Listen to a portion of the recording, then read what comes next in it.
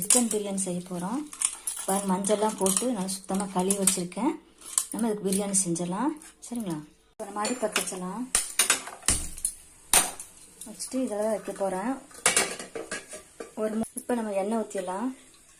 ஒரு 3 டம்ளர் அரிசி தான் போடுறேன். அதுக்கு தகுந்த மாதிரி எண்ணெய் ஊற்றிக்கோங்க. நெய் கொஞ்சம் ஊற்றிக்கலாம். பாருங்கள், பட்டை, கிராம்பு, பிரியாணி இலை இதை போட்டுறேன். போட்டு வெங்காயம்,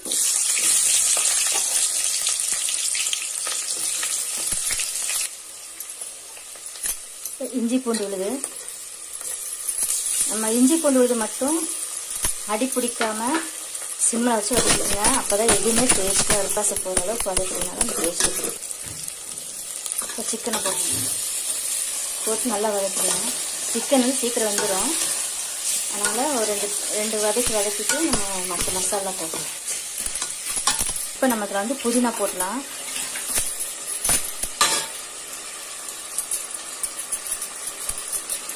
போட்டு அது சும்மா ஒரு வதக்கிடுவேன். இப்போ பாருங்கள், நான் வந்து பட்டை கிராம் வந்து பிரியாணிக்கு வந்து எப்போவுமே நான் அரைச்சி வச்சுக்குவேன். ஒரு 6 மாதத்துக்கு வரும். ஒரு 1/2 டீஸ்பூனே போட்டுக்கோங்க. நம்ம போட்டுக்கோங்க. ஒரு 1/2 டீஸ்பூன் போட்டுக்கோங்க. இப்போ நல்லா இருக்கும். மசாலா நல்லா இருக்கும். பெரிய வதக்கிக்கலாம்.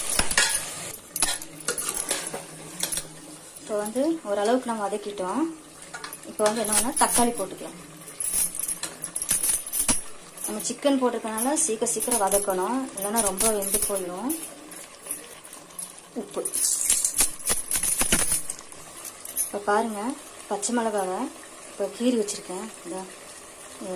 இப்போ இதை போட்டலாம். நம்ம மிளகாத்தூள் போட்டிருக்கறனால காரம் பார்த்து போட்டுக்கணும். சரிங்களா? போட்டு நல்லா வதக்கிட்டு தக்காளி. இப்போ பாருங்கள், நம்ம நல்லா வதக்கிட்டோம். எண்ணெய் பிரிஞ்சு வந்துச்சு பார்த்தீங்களா? இப்போ நம்ம தண்ணி ஊற்றிடலாம்.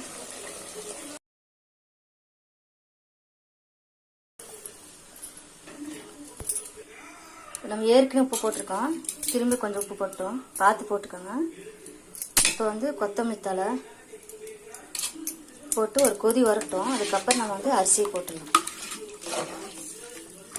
நல்லா பார்த்து பண்ணாலே போதும், அவ்வளோ டேஸ்ட்டாக இருக்கும். பிரியாணி அரிசி நான் ஊற வச்சுருக்கேன். கழுவி வச்சாச்சு. இப்போ அதை வந்து நம்ம தண்ணி கொதிச்சு போட்டுடலாம். இப்போ நல்லா கொதி வந்துடுச்சு. இப்போ நம்ம வந்து அரிசியை போட்டுடலாம்.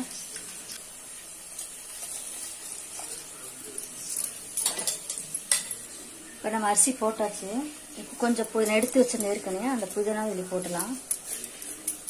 போட்டு மூடி வச்சிடலாம். இப்போ ஓப்பன் பண்ணிடலாம்.